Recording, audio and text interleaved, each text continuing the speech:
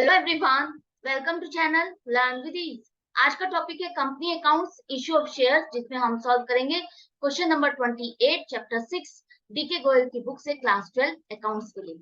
Online sessions अगर आप चाहते हो क्लास 11 और 12 दोनों के लिए है। इंटरेस्टेड स्टूडेंट मुझे फॉलो कर सकते हैं, मैसेज कर सकते हैं इस नंबर पर अपना नाम और क्लास। आप मुझे फॉलो कर सकते हो Telegram channel learn with ease official, जहां पर आप अपने डाउट्स या कमेंट्स लिख करके भेज सकते हो। तो क्वेश्चन में फास्ट फूड लिमिटेड कंपनी है जिसने 10,000 इक्विटी शेयर्स इशू किए हैं। इशू किए हैं मतलब पब्लिक को ऑफर किए हैं कि उसके शेयर्स परचेज कर सकती है पब्लिक। कितने रुपए में? 50 रुपए का एक शेयर है, जिसे 4 इंस्टॉलमेंट में मांगा जाएगा डिमांड के। सारी पेमेंट आ गई है, 10,000 के 10,000 शेयर, यही मान के चलो पब्लिक ने परचेज कर लिए। क्वेश्चन में नहीं लिखा तो आप यही मान के चलोगे कि पब्लिक ने सारे शेयर परचेज कर लिए। अब यहाँ पर सारी पेमेंट आ गई, लेकिन एक जो राम है शेयर होल्डर 500 शेयर का, उसने 2 कॉल्स की पेमेंट नहीं की। 2 कॉल्स की पेमेंट नहीं की, कौन कौन सी? फर्स्ट और फाइनल कॉल्स। 500 शेयर कंपनी ने फॉरफीट कर लिए और उसमें से 300 शेयर दोबारा से री इशू किए, पब्लिक को ऑफर किए 55 रुपए पर शेयर से। और आपको कैश बुक और जर्नल में एंट्रीज करनी। किस तरह से करोगे? जो बैंक से रिलेटेड ट्रांजेक्शन हम डायरेक्टली कैश बुक पे पोस्ट करेंगे, अदरवाइज हम जर्नल एंट्रीज बनाएंगे। तो फर्स्ट एंट्री जो एप्लीकेशन मनी, आप जब इनवाइट करते हो पब्लिक को, कहते हो इन्वेस्ट करने के लिए, तो वो आपको कहाँ से पता चलता है कि पब्लिक इन्वेस्ट करना चाहती है, आपके इतने शेयर्स परचेज करना चाहती है? जब वो आपको एप्लीकेशन फिल करके आपके बैंक में एप्लीकेशन मनी डिपॉजिट करती है। तो जब पब्लिक ने पैसा जमा किया, कितना पैसा जमा किया, उसी के हिसाब से आप आगे अलॉटमेंट करोगे। तो 15 रुपए आपने रिसीव कर लिए 10,000 शेयर एप्लीकेशन पर, तो कितना पैसा आ गया? 1.5 लाख रुपए। Bank account debit to equity share application account 1.5 lakh. First instalment जो शेयर बेचने जा रहे हो आप अपने, उसकी फर्स्ट इंस्टॉलमेंट का नाम एप्लीकेशन के नाम पर जो इंटरेस्टेड है वो ये पैसा जमा कर रहा है, तो ये एप्लीकेशन के अकाउंट को आप खोलोगे और यहाँ पर कैश बुक में डिपॉजिट दिखाओ to equity share application account 1.5 lakh रुपए से। ये एंट्री हो गई। अब आपको पक्का हो गया कि कितने लोगों ने परचेज किया है, कौन खरीदना चाहता है और कितने शेयर परचेज करना चाहते हैं। तो हम ये जो अमाउंट आपने रिसीव की है, शेयर बेचने जा रहे हो, तो उसका जो नया अकाउंट आपका शेयर कैपिटल का खुलेगा, उस अकाउंट में आप इसको ट्रांसफर कर दो। तो इक्विटी शेयर एप्लीकेशन अकाउंट को आप डेबिट कर दो, ये पैसा जिससे रिलेटेड था उसके अकाउंट में ट्रांसफर कर दो शेयर कैपिटल अकाउंट में। शेयर कैपिटल ही तो है जिसे आप 4 इंस्टॉलमेंट में इकट्ठा कर रहे हो पब्लिक से। तो जो ये शेयर एप्लीकेशन अकाउंट आपने खोला है, ये टेम्परेरी बेस के पर खोला था। आपने पहले क्रेडिट किया, अब डेबिट हुआ, क्लोज हो गया, खत्म हो गया। अब आप अलॉटमेंट करने जा रहे हो, 10 रुपए पब्लिक से डिमांड करने जा रहे हो और शेयर से अलॉट करने जा रहे हो। तो अब आपको पता है पब्लिक से कितना पैसा आपके पास आने वाला है, उसकी आप ड्यू एंट्री बनाओगे। तो ड्यू की एंट्री क्या बनेगी? मतलब कि 10,000 शेयर पर 10 रुपए के हिसाब से अब आपको नई इंस्टॉलमेंट का नया अकाउंट खोलना है, equity share allotment account. 1 lakh रुपए इस इंस्टॉलमेंट पर, ये अलॉटमेंट के नाम पर आपके पास पब्लिक से इतना पैसा आना चाहिए, इतना इकट्ठा होना चाहिए। और जो कि आप मान रहे हो कि इतना पैसा आपके पास आ जाएगा, मान करके आपने ये सारा पैसा शेयर कैपिटल अकाउंट पे पहले ही ट्रांसफर कर दिया। अब देखो बैंक में पैसा आया कितना। अलॉटमेंट पर आपको सारा पैसा मिल गया है, तो पूरी पेमेंट आपको मिल गई, तो बैंक अकाउंट आपका डेबिट हो गया, to equity share allotment account भी क्रेडिट हो गया 1 लाख से, और यहाँ पर आपका पैसा भी जमा हो गया 1 लाख। क्लियर है? कोई डिफिकल्टी नहीं है। अभी तक हमने बहुत क्वेश्चंस में ये एंट्रीज बना ली हैं। नेक्स्ट बारी आती है अब आपकी फर्स्ट कॉल की। फर्स्ट कॉल जो आप बनाने वाले हो, उसकी ड्यू एंट्री 15 रुपए के हिसाब से अब आपको पब्लिक से कितना पैसा आएगा, इसके लिए आपको नए इंस्टॉलमेंट के अकाउंट को खोलना है। तो अब बनेगा equity share first call account, नया अकाउंट, नई इंस्टॉलमेंट। कितने रुपए से? 15 रुपए। एक 10,000 शेयर पर 1.5 लाख रुपए हो गए। 1.5 लाख रुपए ये अब आपको पब्लिक से कलेक्ट करने हैं, जो कि आप मान चुके हो कि पूरे पैसे आ जाएंगे और आपने शेयर कैपिटल अकाउंट में ट्रांसफर कर दिए। ठीक है। अब देखो हुआ क्या। हुआ ये कि यहाँ पर 10,000 में से 500 शेयर ऐसे थे। राम एक शेयर होल्डर है जिसने इसकी पेमेंट नहीं की, फर्स्ट कॉल की पेमेंट नहीं की। फर्स्ट कॉल पर पेमेंट नहीं की तो कितने रुपए पेमेंट नहीं किए उसने? 1.5 लाख रुपए आपको मिलने चाहिए थे। 500 शेयर पर 15 रुपए नहीं आए तो इसका मतलब आपको 7500, 7,500 रुपए आपको नहीं मिले। तो 7,500 नहीं मिले, बाकी का बैलेंस आपको मिल गया है, तो बैंक अकाउंट में उतना ही पैसा आएगा आपके पास। तो बैंक अकाउंट में to equity share first call account 1,42,500 दिखाओ, और इतनी ही अमाउंट, ये अमाउंट आपको किससे रिलेटेड है?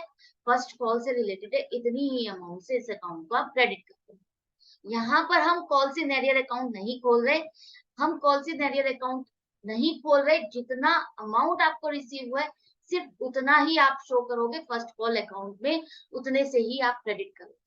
अब आप देखो, ध्यान से समझो, आपने डेबिट इस अकाउंट को कितने से किया? फर्स्ट कॉल वाले को 1.5 लाख से। क्रेडिट कितने से किया? 1,42,500 से, मतलब कि 7,500 का डिफरेंस अब वहां पर शो होगा। पहले क्या करे थे हम? डेबिट भी 1.5 लाख से करते और क्रेडिट भी 1.5 लाख से करते तो क्लोज हो जाता, क्योंकि वो 7,500 का बैलेंस हम कॉल सी नैरियर में डाल देते। कॉल सी नैरियर का अकाउंट हम नहीं खोल रहे, तो अब यहाँ पर 7,500 का डिफरेंस आएगा, जो कि बाद में आपको पता चलेगा कहाँ डालना है। अब यहाँ पर फर्स्ट कॉल का भी हो गया। अब बारी आती है सेकंड कॉल की। सेकंड कॉल का मनी अब आप ड्यू कर दिखाओगे, तो equity share second and final call account debit करो। कितना पैसा लेना आपको? 10 रुपए के हिसाब से 10,000 शेयर पर। आपको पता है इतना अमाउंट आपको पब्लिक से कलेक्ट करना है, 1 लाख रुपए। नया अकाउंट नई इंस्टॉलमेंट के लिए खोला आपने, ये पैसा मान लिया आ जाएगा पूरा, आपने फिर से 1 लाख रुपए शेयर कैपिटल में डाल दिया, ट्रांसफर कर दिया। अब देखो आया कितना?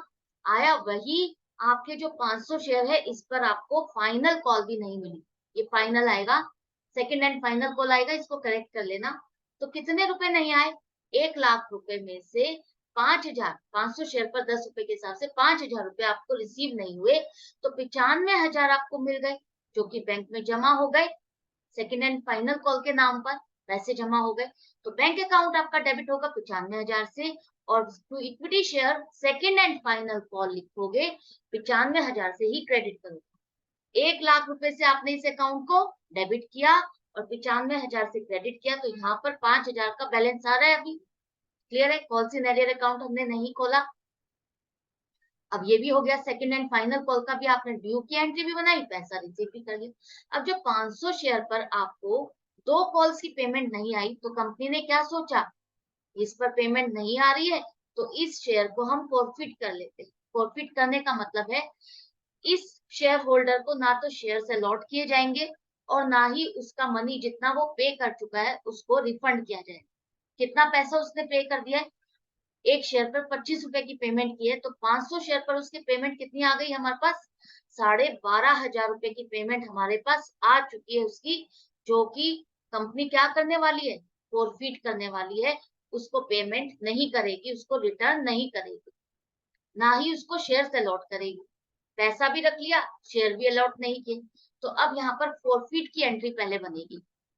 फॉरफिट की एंट्री में अब आप क्या करोगे? आपने क्या किया था? 500 शेयर से रिलेटेड जब भी एंट्री ड्यू होती, जब भी कोई इंस्टॉलमेंट ड्यू होती, आपने उससे रिलेटेड हर अमाउंट को शेयर कैपिटल अकाउंट में क्रेडिट कर दिया। आप यही कर रहे थे ना, आप यही मान के चल रहे थे कि सभी की पेमेंट पूरी पूरी आ रही है, लेकिन 500 शेयर पर आपको पेमेंट पूरी नहीं आ रही, तो अब आप क्या करोगे? इस अकाउंट इस इससे रिलेटेड सारी शेयर कैपिटल को आप रिवर्स करोगे, डेबिट करोगे। 500 शेयर पर आपने 50 रुपए डिमांड किए, तो कितने हो गए? 25,000। 25,000 रुपए की शेयर कैपिटल आप रिवर्स कर दो। अब इसका हिसाब किताब करो, डेबिट कर दिया, आपको कितना मिला? 12,500। और इसी तरह से 12,500 रुपए आप जो रिसीव कर चुके हो उसको आप रिटर्न नहीं करने वाले, तो एक नया अकाउंट खोलोगे, इक्विटी शेयर फॉरफिचर अकाउंट। उसमें जो पैसा रिसीव कर चुके हो उसमें ये पैसा डलेगा, एक तरह से ये कंपनी की इनकम होगी। अब जिस जिस कॉल का पैसा पेंडिंग था, आपका बैलेंस शो कर रहा था, उन अकाउंट में भी ये पैसा डाल करके क्रेडिट करके खत्म कर दोगे to equity share call account 7,500। Clear है? समझ में आ गया? आई होप अच्छे से समझ में आ गया होगा। ये फॉरफिचर के अकाउंट में आपको क्या करना है? जितना पैसा ले चुके हो, नहीं देने वाले, फॉरफिचर का नया अकाउंट खुलेगा। जिस जिस कॉल पर आपको पैसा लेना था वो पेमेंट नहीं आई, उस कॉल के अकाउंट को आप क्रेडिट करोगे। 7,500 आपको नहीं आए फर्स्ट कॉल पर 15 रुपए 500 शेयर पर 7,500 नहीं आए, तो इतने रुपए से आपने इसको क्रेडिट कर दिया। इतने ही रुपए 500 शेयर पर 10 रुपए नहीं आए, तो 5,000 से आपने क्रेडिट कर दिया। ये दोनों अकाउंट भी अब खत्म हो गए, क्लियर हो गए, क्लोज हो गए। इतना इतना बैलेंस रह रहा था, क्लोज हो गए। अब कंपनी ने क्या किया, 300 शेयर 500 में से जो फॉरफिट किए थे, 300 शेयर पब्लिक को दोबारा से ऑफर किए कि आओ और कंपनी के ये शेयर परचेज कर सकते हो। अब ये शेयर इसने कितने में रीइश्यू किए, 55 रुपए में। अब आप सोच रहे होंगे 50 रुपए वाला शेयर जो कि उसकी फेस वैल्यू है, इतनी ही पब्लिक से डिमांड की, और मैम आप कह रहे थे इससे ज्यादा की तो डिमांड ही नहीं हो सकती, जितने का किया है उतने से ही हम करेंगे। तो यहाँ पर कंपनी ने क्या किया है, जो ये रीइश्यू किए हैं वो 50 रुपए वाला शेयर उसने प्रीमियम पे रीइश्यू किया है। यहाँ पर मेंशन नहीं है, एक्स्ट्रा मनी अगर वो डिमांड कर रहा है इसका मतलब वो प्रीमियम पर इश्यू हुआ है, 5 रुपए ये आपके प्रीमियम के। तो क्या एंट्री बनेगी, बैंक में पैसा जमा होगा। अभी आपको नहीं पता 300 शेयर आपकी पब्लिक पूरे परचेज करने वाली है या नहीं, क्योंकि ये 5 रुपए आप महंगा बेच रहे हो। 50 रुपए वाला शेयर अब पब्लिक को कितने में मिल रहा है, 55 रुपए में। तो अब ये 55 रुपए पूरी पेमेंट एक ही बार में की जाएगी। पूरी एक ही बार में मिलेगी तो क्या होगा, बैंक में कितना पैसा जमा होगा, बैंक अकाउंट डेबिट होगा 16,500 से। 300 शेयर 55 रुपए के हिसाब से 16,500 रुपए बैंक में जमा हो गए। फेस वैल्यू कितनी है, 50 रुपए के हिसाब से ही आप शेयर कैपिटल अकाउंट को क्रेडिट करोगे 15,000 से। 50 रुपए मल्टीप्लाइड बाय 300 शेयर 15,000, और 5 रुपए आपने जो प्रीमियम के रिसीव किए हैं 300 शेयर पर, 1,500 रुपए आप सिक्योरिटीज प्रीमियम अकाउंट को क्रेडिट करोगे। क्लियर है, तो बैंक में पैसा जमा दिखा दो। अब दो अलग अलग अकाउंट से आपके पास पैसे आ रहे हैं, शेयर कैपिटल के 15,000 और 1,500 सिक्योरिटीज प्रीमियम अकाउंट।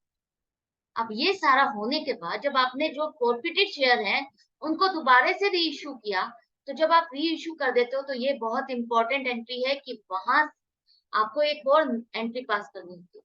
300 शेयर से रिलेटेड जो फॉरफिटेड अमाउंट है उसे आपको कैपिटल रिजर्व में ट्रांसफर करना। मतलब कि 300 शेयर पर आपने 25 रुपए रिसीव कर चुके हो ना, उस शेयर होल्डर से नाम से आप 25 रुपए जो रिसीव कर चुके हो वो फाइनली अब आपकी क्या है, इनकम है। वो कन्वर्ट हो चुकी, पूरी तरह से आपके पक्के हो चुके, ये इनकम हो चुकी। तो ये 25 रुपए अब आप क्या करोगे, कैपिटल रिजर्व में ट्रांसफर कर दोगे। तो इक्विटी शेयर और फीचर अकाउंट डेबिट करो 7,500 से, इतना अमाउंट 12,500 में से इतना अमाउंट अब आप डेबिट करो, और ये बैलेंस कहाँ ट्रांसफर करोगे, कैपिटल रिजर्व। जब आप कोई फॉरफिटेड शेयर इश्यू कर दोगे तो उसका फॉरफिटेड अमाउंट कैपिटल रिजर्व में ट्रांसफर हो जाएगा। अगर आप रीइश्यू नहीं करते तो वो फॉरफिचर में ही रहेगा। जैसे कि 200 शेयर हमने रीइश्यू नहीं किए तो वो बैलेंस 200 शेयर पर 25 रुपए जो आपने रिसीव किए हुए 5,000 का बैलेंस अभी भी इस अकाउंट में रहता है, रिमेनिंग। क्लियर है, अच्छे से समझ में आ गया। ये एंट्री बहुत इंपॉर्टेंट है जो कि मैक्सिमम स्टूडेंट्स करना भूल जाते हैं, एंड में नहीं करते। तो अब देखो यहाँ पर कैश बुक का भी क्लोजिंग बैलेंस आ जाएगा आपका 5,04,000, और एंड में दोनों साइड पे टोटल। तो ये क्वेश्चन यहाँ पर कंप्लीट हो जाता है। आई होप आपको अच्छे से समझ में आ गया, स्टेप बाय स्टेप आपको क्या एंट्री करनी है। कोई कॉल्स पर अगर पैसा नहीं आ रहा तो उसको किस तरह से दिखाना है, वो शेयर अगर फॉरफिट होने हैं तो आपको पहले फॉरफीचर की एंट्री बनानी है। री इशू हो रहे हैं तो कितने में हो रहे हैं, कितने अमाउंट मिल रही है, कितने शेयर री इशू हो रहे हैं, और उससे रिलेटेड फॉरफिटेड अमाउंट को आपको कैपिटल रिजर्व में ट्रांसफर करना है। ठीक है, तो मिलती हूँ नेक्स्ट वीडियो में नेक्स्ट क्वेश्चन में। आई होप आपको अच्छे से समझ में आ गया। डाउट और कंफ्यूजन कमेंट सेक्शन है जहां पर लिख करके भेज सकते हो। प्रैक्टिस जारी रखनी है क्योंकि अभी बहुत से क्वेश्चन है प्रैक्टिस करने के लिए। तो मिलती हूँ नेक्स्ट वीडियो में नेक्स्ट क्वेश्चन के साथ। अच्छा लग रहा है तो लाइक का बटन जरूर से प्रेस कर देना। Good bye and